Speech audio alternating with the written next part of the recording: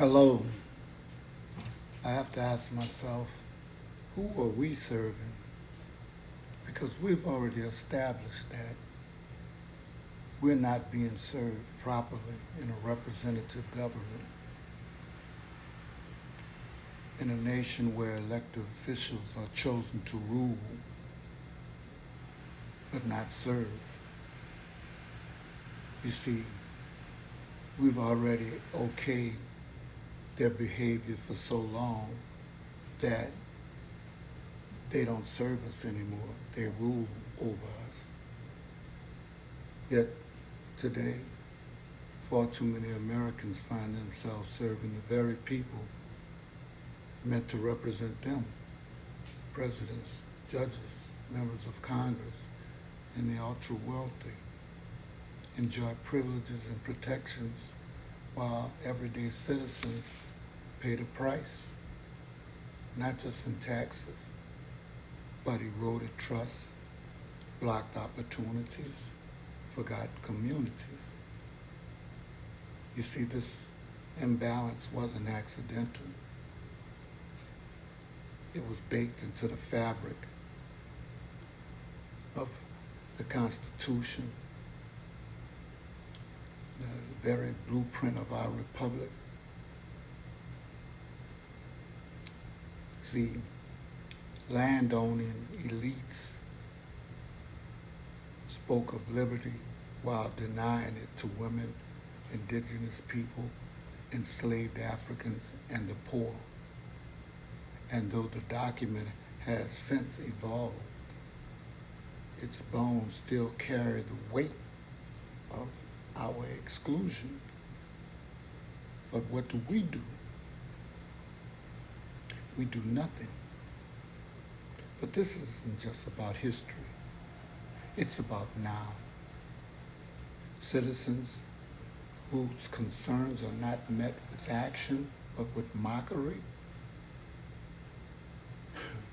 Truth tellers are punished for their sincerity about honesty and become liable in a political ecosystem built on theater and spin.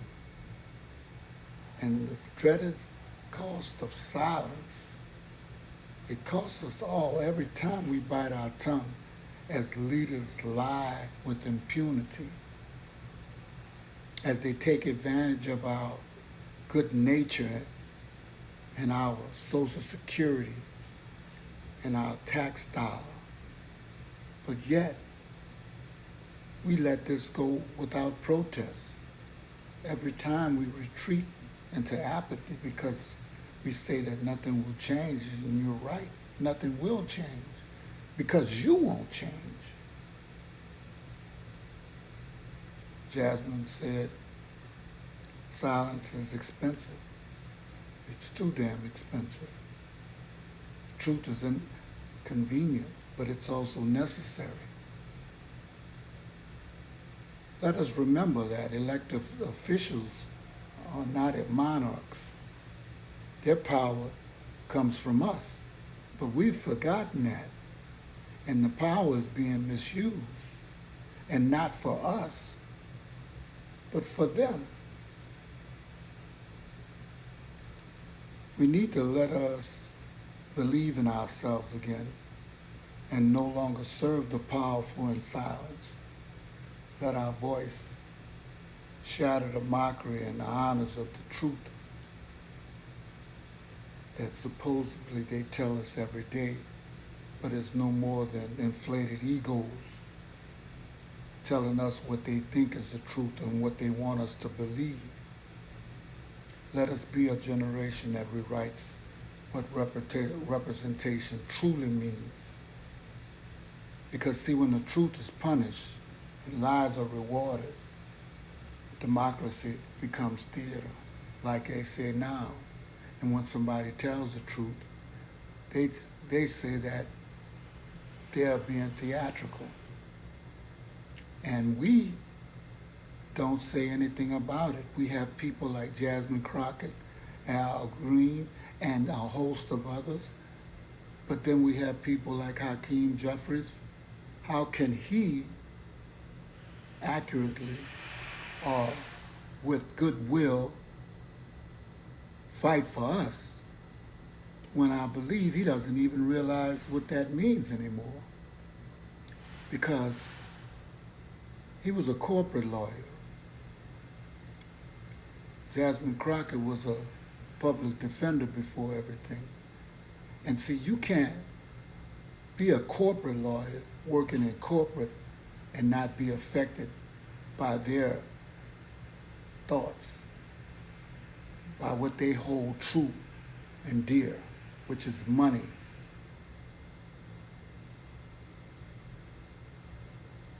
When the truth is punished and lies are rewarded, remember that. I tell you, I'd like to move on. Something personal with me. Social Security, VA benefits,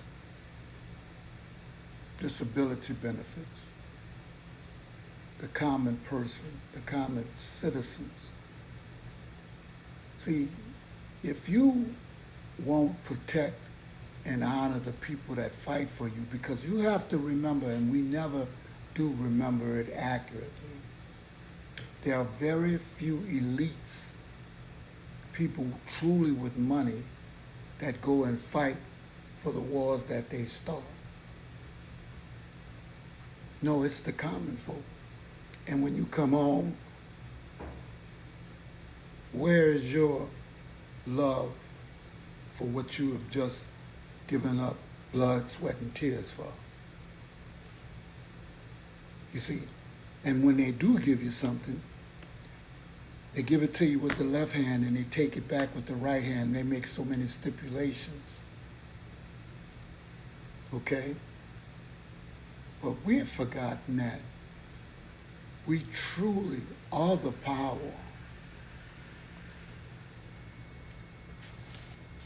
A legacy of uneven gratitude. You see, ever since the Revolutionary War onward, the U.S. has often failed to honor its soldiers with dignity and care they deserve. A lot of black soldiers, when they came back from World War I, maybe World War II, and a lot of other wars, they were hung. They were told to take off those uniforms. See, the promises that were made and unfulfilled were just like those that were made to black folks. But instead of giving the slaves reparations, you repaired what you thought was a loss for slaveholders. You see, and this is what the basis of my conversation is built on. You tell us one thing, but you do another. But you've always done that. You're supposed to represent us, but you represent yourself. And we let it happen. Veterans who have to rely on state-run homes are often put in places underfunded and overcrowded. Even modern times, veterans face long waits for care, homelessness, mental health, despite serving in conflicts that shaped the nation. So what was the Constitution designed to serve, or who? The Constitution was crafted by wealthy landowners, many of whom were lawyers, merchants, slaveholders. It was not written by farmers, laborers, or soldiers. These framers built a system that protected their property, limited direct democracy, and gave disproportionate power to elites through mechanisms like the Electoral College, the Senate, and they spoke of liberty, but they ensured the government would serve their interests. Now, for some, I'm going to have to leave you, but I'm going to continue